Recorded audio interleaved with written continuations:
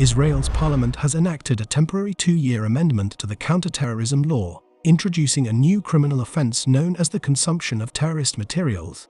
With a 13-4 majority vote in the Knesset, the amendment revises Article 24 of the counterterrorism law, prohibiting the systematic and continuous consumption of publications from a terrorist organization, signifying an affiliation with that group. This amendment targets the Palestinian organization Hamas and the ISIS group as designated terrorist organizations. It grants the Justice Minister the authority to extend this list, subject to approval from the Ministry of Defense and the Knesset's Constitution, Law and Justice Committee. Violation of this offense can result in a maximum 1-year prison term.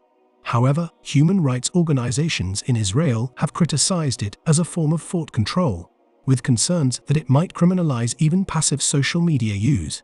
In response to recent events, Palestinian citizens of Israel have experienced an intensified campaign of arrests related to speech-related offenses, particularly on social media platforms, leading to suspensions and expulsions from jobs, universities, and colleges.